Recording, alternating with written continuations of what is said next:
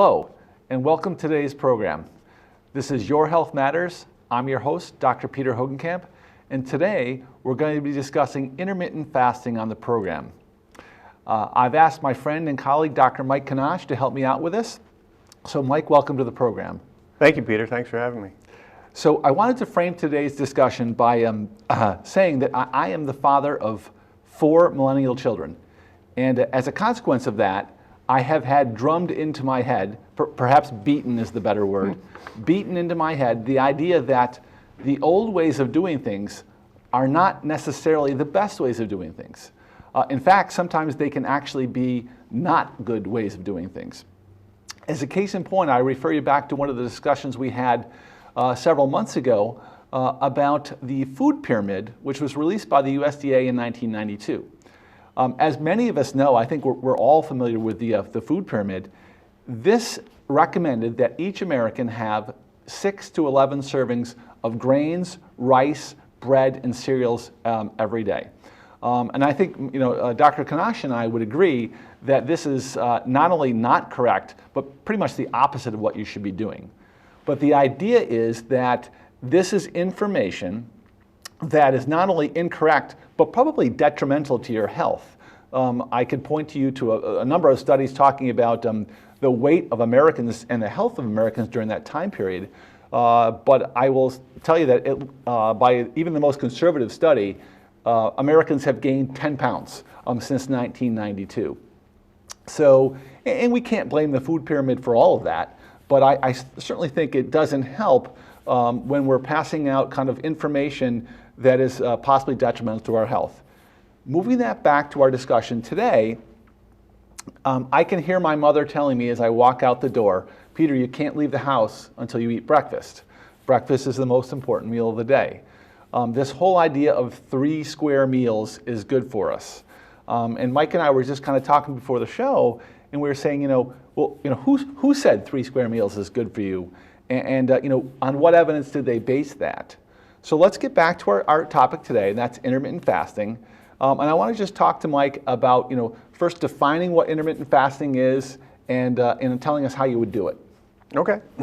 Well, again, thanks for having me. I'll preface this by saying I'm not an expert on this, Right. As there are really some interesting studies, a lot of them in yeast, mice, and we're now starting to see stuff, I think, in human studies, which Right, human studies is as really well. trying to, again, answer this question of what do we know and what don't we know.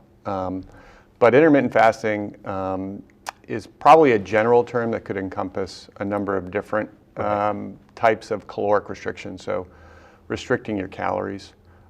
Probably the first thing I want to throw out there is the misnomer that calories in is calories out. So I think the quality of food that you eat, the timing of when you eat, all play into our own metabolism and genetics and how we fight inflammation and how we do other things. So it's incredibly complex, and I think I certainly don't know all the answers. I think we're just starting to peek into that stuff. Right.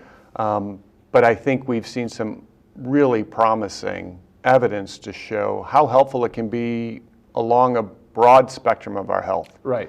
Not just weight loss. Not just weight loss. Right. Cardiovascular disease, blood pressure.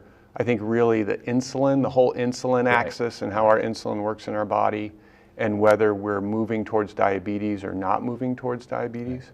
I mean, I'm sure you're as aghast as I am when we hear that 50% of the U.S. population in another 10 or 15 years is going to be diabetic or pre-diabetic. Yeah.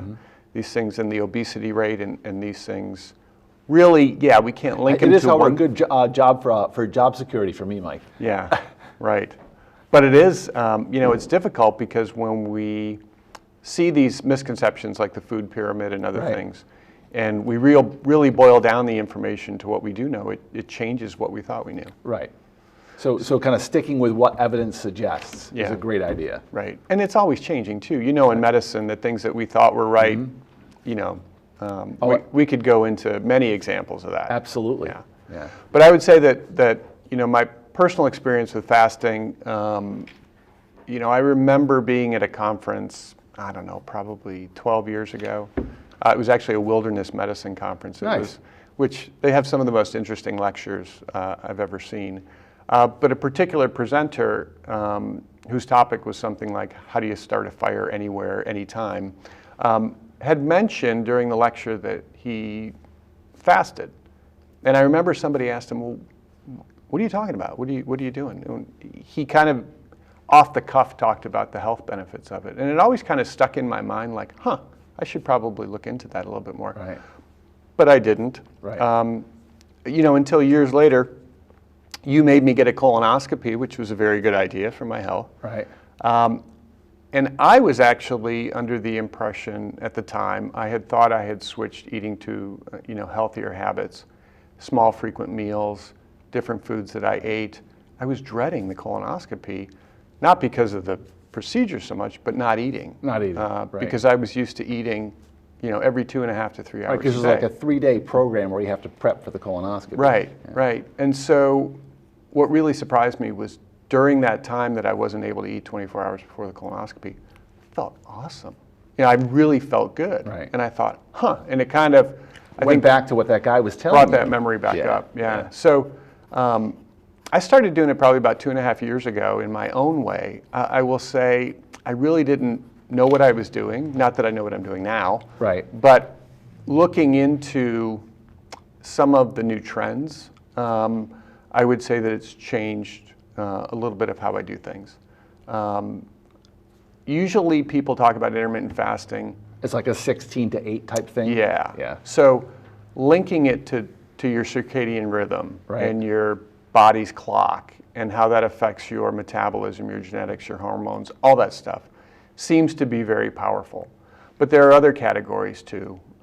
Some of those are prolonged fasting where you're not, in a strict sense, eating anything, just water, maybe coffee, tea, kind of no additives for multiple days. Right. So not to get too off on that tangent, but there's also a fasting mimicking diet where you can eat low calories, certain foods over a 5-day period of time.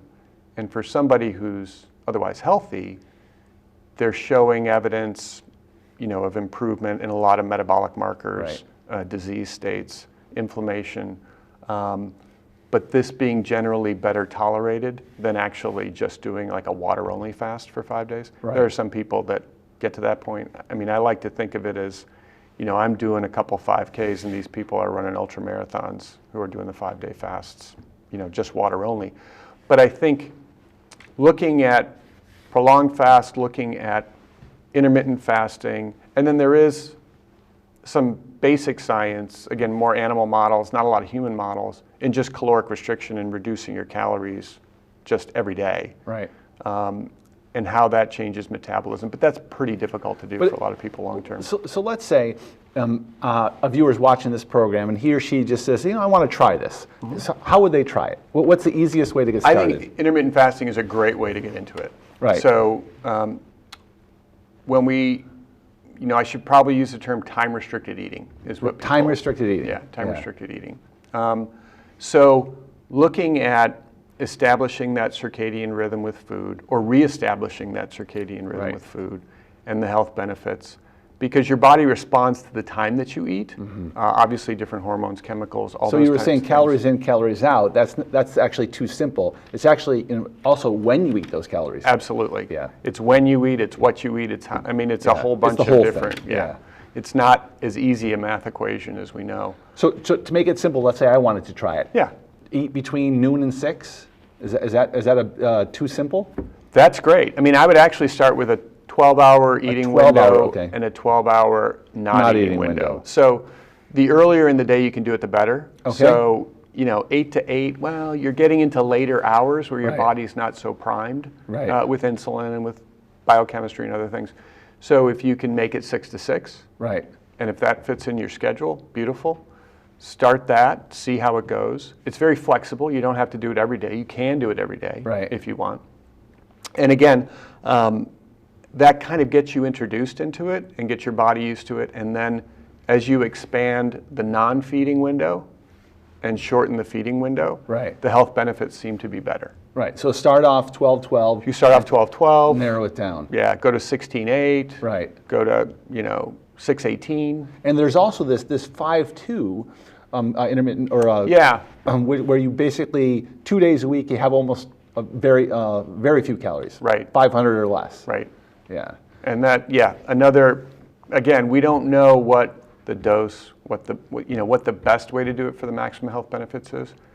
But what's interesting is all these different varieties of it, there seem to be consistently good results in terms of Right. metabolic syndrome. And I think some of it depends too on how is your general health. Is your general health pretty good? Or if you're diabetic, if metabolic syndrome, if you're obese, then there are things that we want to go a little bit slower and go into that. Kind of if you were counseling somebody in an exercise program, hey, don't go out and run a half marathon if you haven't been exercising. Right. Gradually get into that and move into that. So then the next question is, why do time-restricted eating? Why do it? And we were kind of alluding earlier that there's a tremendous number of health benefits for this. Right. And one of the things I've said in previous programs is, we are all motivated by various things. My patients seem to be motivated by looking better and feeling better, as opposed to improving their metabolic parameters. Right. But that fits in here because people feel Well, better. You're not waking up looking at your cholesterol every morning. No, you're not. But you're waking up thinking, geez, I look okay, or how do I feel? Yeah. And people who do time-restricted eating do feel better. Yes. And I think they're, mental clarity, energy level. Right. And just a general feeling of, hey, your metabolism is more efficient. I think you can pick up on that. Right. Yeah. So I guess probably the first thing people would be looking to do would be weight loss. Sure. And are there studies that show weight loss? Again, I couldn't kind of refer you to the individual studies, Right. but absolutely. Right. Weight loss, actually increase in lean muscle mass. Right. And if you're working out, even, just one strength training a week, people kind of on an intermittent fasting or time-restricted eating appear to be gaining more lean muscle mass from their working out. So benefits with exercise as well. There are some thoughts on aerobic capacity as well. So there are some benefits with that, but definitely weight loss, and actually that visceral fat loss, the mobilization of that visceral fat, which as you know is really important for chronic disease. Absolutely, and our longevity and living longer. Right. So there's some really exciting stuff about that. I think we kind of look at fasting, and it depends on the type of fasting, as getting a way to tap into that mobilizing ketones. Right. So how do we mobilize the fat that we've already stored? And this seems to be a really nice way to do that. Again, there's ways that do it more than others, Right. but this does seem to be one of its So benefits. the basic idea, not to get too heavy into the biochemistry, because yeah. I've been trying to forget the biochemistry Right. for a long time. But basically, if you're not eating any calories, then your body is going to use up the calories that are stored in your liver in the form of glycogen, which is a form of glucose. And once that's done, you start burning fat. It's going to look for ketogenesis. It's going to look for ketones to use. Right, Yeah. right. So if you're not getting glucose, absolutely, that's what it's going to try and do. Right. And it just makes sense from a kind of common sense standpoint. If you're constantly eating your food, you're fueling your body at all times. You don't need to reach into the tank at all. Right. And even if I think if your calories are low, but even if you're eating the wrong things, Right. then that's going to be a headwinds against you too. Absolutely. So if you're spiking your insulin and you're doing things, you're spiking insulin, it's going to store it as fat. Absolutely. Yeah. And people talk about insulin. I think most Americans realize that diabetics, or at least the type 1 diabetics, don't have insulin, and that's a problem. But from our standpoint, it turns out that too much insulin is usually more of a problem than too little insulin for most Americans. Yeah. Insulin is a growth hormone. It causes us to put weight on. In fact, it does a lot of bad things. Right. And we don't want our insulin levels to spike. Right. So you mentioned longevity. I mean, all of us would like to lead long, healthy lives. We think so. Well, yeah. The fact that you said healthy, right? Healthy. So how does, is there evidence to suggest that people who do time-restricted eating actually live longer? We're moving in that direction. Right. The evidence seems to be mounting. So again, we want to be careful. We don't know everything at this point. Right. But certainly, single-level studies, yeast, mice, rats as well, monkeys, worms, all kinds of things that they're looking into, and now looking really with some super exciting stuff coming with how it affects our genetics, our genome, how do we repair gene dysfunction. One of the things. Wow, that's pretty cool stuff there. Well, some of the evidence is starting to point towards this will allow a cell to basically repair itself, clean itself up, not die. So not apoptosis where it just says, I'm done. Right. See you later. Kind of the executioner. Yeah. But they talk about it more as a first responder, so autophagy. So we're going to come up, we're going to clean everything up, we're going to get rid of the stuff that's not working well anymore. And actually some people are thinking that this stress to the body, being a positive stress, making these changes happen, we're starting to tap into, are we able to turn some cells more into that progenitor stem cell? We talk about regenerative medicine where we're pulling stuff out of people's bones and injecting it in different places.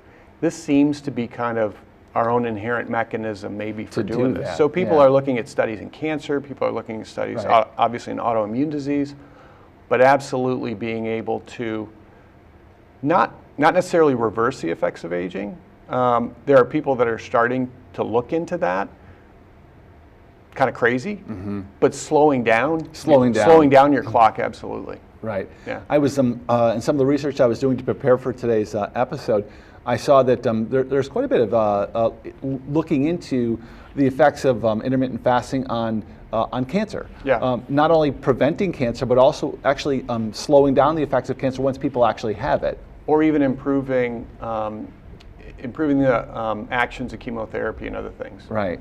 It almost seems like, and again, these are totally preliminary studies, so people are starting to work on it in humans. Right. There's a guy at USC at the Center of Longevity, Walter Longo, that's starting to look at some of this stuff. But what they think might be happening is that stress, without having the food, actually causes the cell to go into protection mode. And so tumors don't respond to it like normal cells do. And if the cell is protected, the effects of the chemotherapy don't really work on the normal cells, work more on the tumor cells. Yeah. So it's really kind of a shift, and that's the philosophy or the theory in what they're trying to look at. But it is really incredibly exciting. One of the things I saw when I was looking into this, which I thought was very interesting, was this idea that we've actually been doing intermittent fasting for a long time without realizing it, and that's the folks who participate with Ramadan, which is the Muslim folks that fast from Ramadan over an extended period of time. And in one study I saw, they actually looked at inflammatory markers over the period of Ramadan, and saw that with all this fasting that folks were doing, that the decrease in the inflammatory markers was significant. Yeah. And as you and I know as physicians, inflammation is not doing you any good. Right. So there's a decrease in inflammation, effects on blood pressure and cholesterol. Blood pressure goes down with intermittent fasting. Yeah. Cholesterol goes down. So those are great things. But again, one of the things I noticed was that there's a lot of people doing intermittent fasting strictly because it makes them sharper, it makes them feel better, and there is some evidence to suggest that you actually think better, more clearly when you're not eating. Right.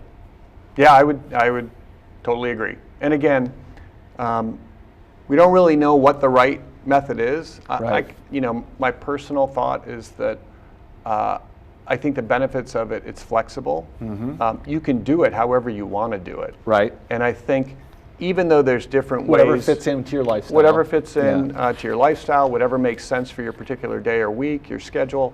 The other thing I love about it is it's easy. I mean, so many things in life, it's like, Peter, you got to find 30 minutes a day to exercise. Right. You got to carve more time out for this. Right. the beauty about fasting is you don't have to do anything. You don't have You to. actually do less. You do less. So it's fantastic. So this would be good for me because I'm inherently lazy. Absolutely, yeah. But yeah, I think across the board, the different types of fasting do seem to show consistent benefit generally in our metabolism, our genetics, our weight, our markers for chronic disease and inflammation. So Yeah. pretty exciting. Getting back to insulin, you think about how you feel, after a huge Thanksgiving meal, and that's not the time you want to take a test. You're kind of logy. Right. What's happened is you've put a lot of calories into your body, especially sugar. Yeah. And so the body responds to that load of sugar by producing a load of insulin, and that's not great for mental clarity. Right. So give me a few practical tips, for the viewer or listener or those tuning into the podcast who want to try starting this. What are some, you mentioned already, trying a 6-hour window. Mm-hmm. Is there any other kind of practical tips that you might have? Well, I think, do what makes sense. Do what makes sense for your schedule. Do what makes sense for your own medical issues. Right. So, if you're generally healthy, sure. If you're diabetic, if you're on lots of medicines, I think certainly talk to your physician about it. Because especially if you're a diabetic. Now, they may not know much about it. They may not. Which is the other thing. We don't get a great education about nutrition in medical school. Nope. And then once you're out of medical school, you're kind of on your own anyway, right? Like everything that I've learned about nutrition as a doctor has been post-medical school. Right. Yeah. Right. And a lot of it has been because I'm personally interested in it. Yeah. But you made a great point about diabetes and talking to your physician. For instance, my patients who may want to try this, especially if you're on diabetic medications, you really have to talk this over with me. Right. Because some of these medications, you have to eat with them. And we may have to adjust your medication schedule, Yep. or it may not be actually something that works for you, especially if you're on exogenous insulin kind of thing. Yeah. And I think also you want to be careful if you've had a history of eating disorder, if you've, those types of things. That's a great point. You obviously Yeah. want to be careful with that. Absolutely. Yeah. Not that you can't do it, but certainly you want to make sure that I think you get the input of a physician. So, you mentioned earlier there's kind of 3 ways to kind of approach calories. It's when to eat them, how many to eat, and the third thing would be what to eat. Yeah. And our focus today isn't on necessarily on what to eat, kind of the diet idea, but are there things that make sense in terms of what to eat that go along with intermittent fasting? Absolutely. Yeah. Yeah. Again, this wasn't my model, but I was telling you about a longevity physician who's described basically the standard American diet as Right. dangerous. Right. He calls it a killing machine. Right. The standard American diet with the acronym SAD. Right. Yeah. Yeah. And so basically eating whatever you want, whenever you want. Isn't a great idea. No. Yeah. Estimates are, I think he says maybe 10 to 20% of people who do that can actually maintain a decent health. Right.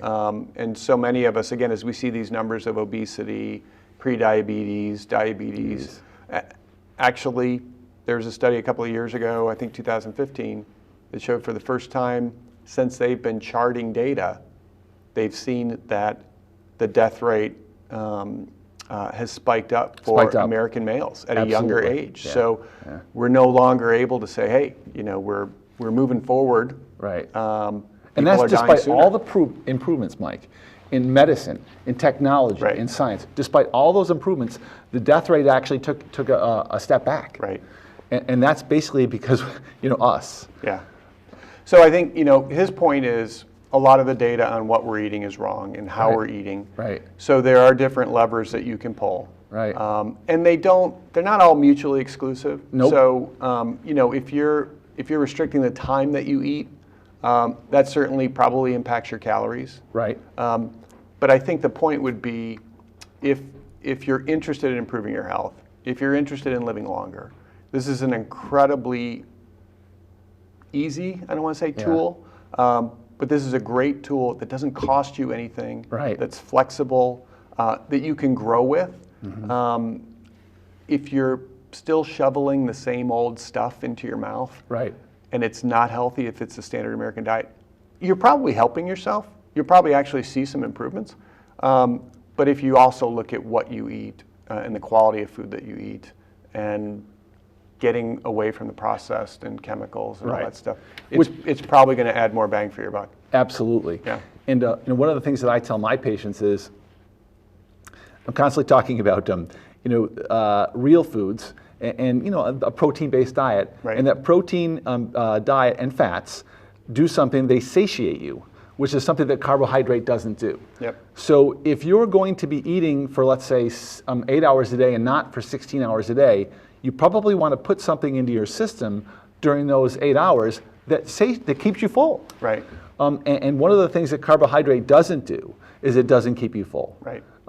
Carbohydrate, so there's no effect on the satiety center in your brain on carbohydrate, which means that if I eat a big bowl of pasta, I'm only going to stop eating when I am actually distended my stomach so much to the point where I can't eat anymore. Whereas if I'm eating a steak, the fat and protein in there tell my brain, okay, you've eaten, and so you don't need to eat anymore, kind of thing. Yeah. The other thing that big bowl of pasta or any kind of carbohydrate does is it spikes your insulin level. And as your insulin level spikes, your sugar level is going to drop down. And when that sugar level drops down, guess what? You're hungry. Yeah. And it's very, very hard actually to keep your fast going if that's going to happen to you. So I think combining a protein-based diet it seems like it kind of fits hand in hand there. Yeah, I think so. There's a whole lot of different opinions on what the optimal diet is. Right. There sure is. Yeah. I kind of feel like I think it's better to look at general rules and not look at one diet being best for everybody. Right. And I think even if you try different things, to work what best for you. Yeah. Yeah. And switch things up. You don't have to eat the same way for the rest of your life. Right. But I think what's interesting again, this particular physician who talks about the different levers to pull, he'll also make points that any diet you're doing, moving away from the standard American diet, is a good thing to do. Is a good thing. So it's healthy. So Yeah. even if you start in just simple steps, let's eliminate processed carbohydrates. Right. Great. There's people that are less inclined to think protein-based, but are we calling it low carb? Are we calling it ketogenic? Are we calling it paleo? They kind of overlap in a lot of areas. In a lot of ways. If you really look at what you're eating. Yeah. And I think if people will talk about whole foods, we talk about anti-inflammatory diet when we see patients because of the benefits of decreasing inflammation for pain, musculoskeletal conditions, and longevity. So there's really, I think, not one path. And that's what makes it confusing is when somebody Right. Googles, what do I do? Right. Should I do the Mediterranean diet? Should I do this? Right. And they end up making these huge changes to their lifestyle, and they just can't stick with it. Right. So making small changes kind of on a path or a journey to getting healthy, I think makes a lot more sense. Which kind of goes back to what you said about the intermittent fasting being so versatile. It is. And so easy to weave into your lifestyle. Right. I think the other benefit too, and I didn't want to miss this point, we can come back to it later, is that In the 1 minute we have.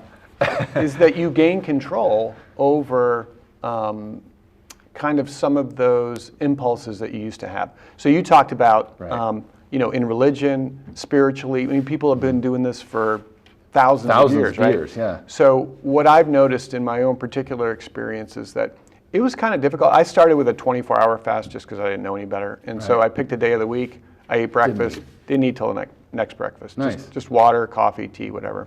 I actually started with some broth and some Yeah, other we've things talked just to about that, yeah. kind of temper. But after a while, I didn't crave it. Right. I mean, I would come home and invariably my wife would make a huge dinner on Tuesday Right. nights, and I'd walk in and smell all these things, and she'd be like, "You're not going to eat?" I'm like, "No, it's Tuesday. I'm fasting. I don't eat on Tuesdays. Work with me." No, but after a while, I mean, I can even cook now, Right. and make food in preparation for the rest of the week, and it doesn't bother me. Because your body gets used to this. Your body gets used to it. Your Yeah. mind gets used to, Right. hey, you've got control over this. It kind of flips the whole dynamic between Right. food and meals controlling your day, and hey, I've got control of this. I use it like whenever I travel. I've traveled recently a little bit, and eating in an airport and being away from home and stuff is always really difficult to eat well when you're not, when you're on the road. Just like I'm going to fast today. And it's simple. Right. And you feel good. You get work done. You do other stuff, and you don't have to worry about. Just wanted to thank Dr. Kenosh. That was a great discussion. As always, I love doing this program because I learn a lot. And I think there's a lot of stuff here for a future discussion. Oh, absolutely. So thanks again for coming. You're welcome. Thanks again for tuning in. Once again, make sure to hit the website, peter@peterhogenkamp.com, as well as Your Health Matters on YouTube and Buzzsprout. Cheers.